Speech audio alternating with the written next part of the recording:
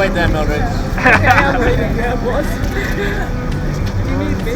No? Okay. I just want you to enjoy this bit. Nice one. That was very good. Wow. Oh my goodness.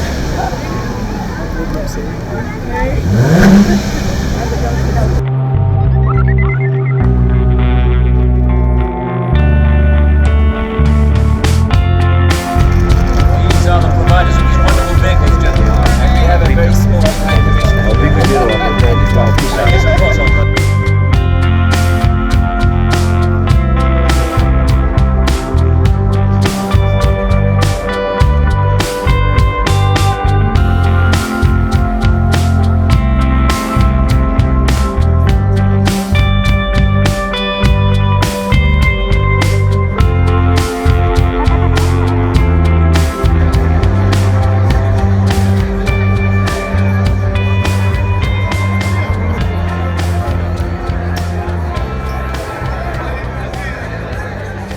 It now falls upon me to introduce a man that in many ways exemplifies Bond.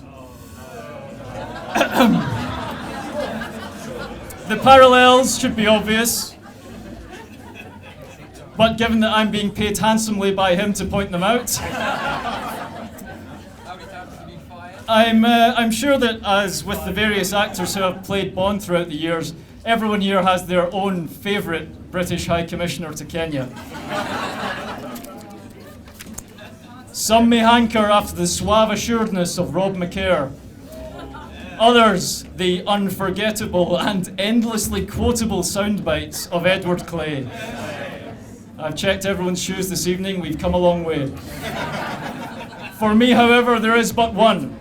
The man who, like the current 007 Daniel Craig, was with his poise and seemingly endless energy, brought new relevance to the role for a 21st century audience. The man for whom the phrase digital diplomat was invented. The man who, when all is said and done, pays my salary. Ladies and gentlemen, I give you the British High Commissioner to Kenya, Dr. Christian Turner.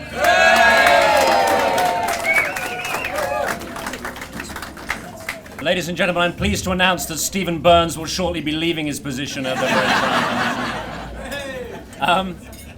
It's a great pleasure to welcome you all here this evening on behalf of myself and the British Chamber of Commerce, with whom we're co-hosting this event, the Kenyan premiere of Spectre. I think we're 2 days ahead of Hollywood. That deserves a cheer for Kenyans.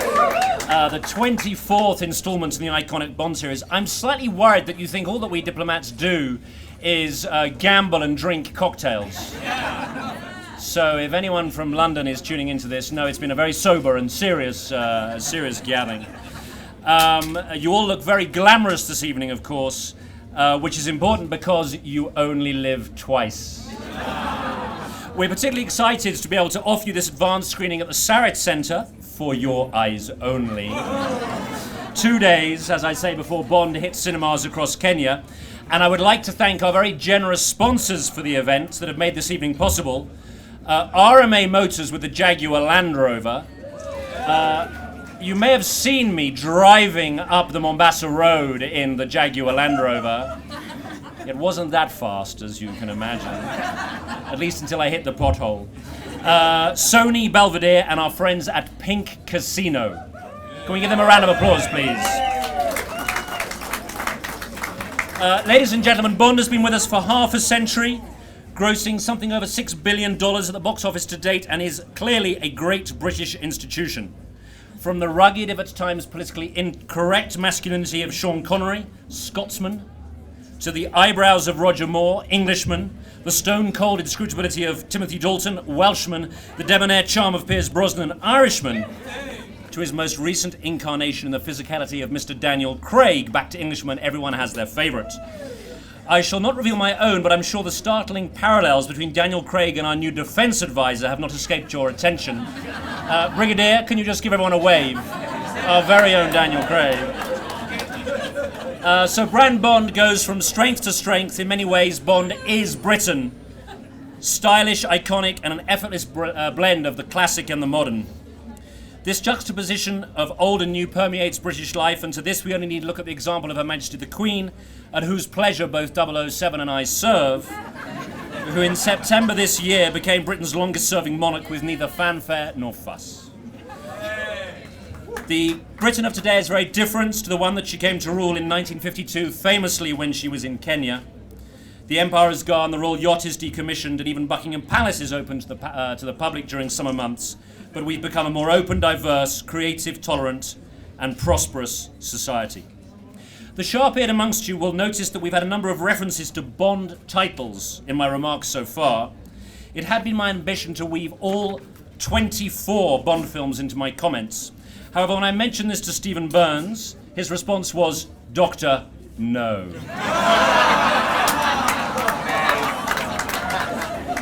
Perhaps my legacy will be better as the man with the golden pun. So I'd like to leave you with a story of James Bond's watch. The legend goes it that a confident 007 strolled into a casino and took a seat at a bar next to a stunningly beautiful woman. He gave her a quick glance and then casually looked at his watch for a moment. The woman said, "Is your date running late?" "No," answered 007. "I was given this state-of-the-art watch by Q and I was just testing it." Intrigued, the woman said, "What's so special about your watch?" "Well, you see," said Bond, "it uses alpha waves to telepathically talk to me." "I see," said the woman. "And what is it telling you now?" Bond looked at the woman. My wife has now given me a hard look. Bond looked at the woman, pausing for just an instant before saying, "It says you're not wearing any underwear." The woman laughed scornfully and said, "Well, your watch must be broken because I can assure you that I am in fact wearing underwear." 007 took a sip from his martini, tapped the face of his watch with his index finger and muttered, "Damn thing must be running about an hour fast."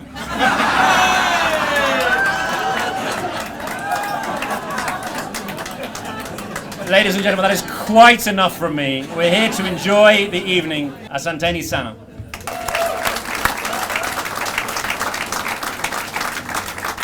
I think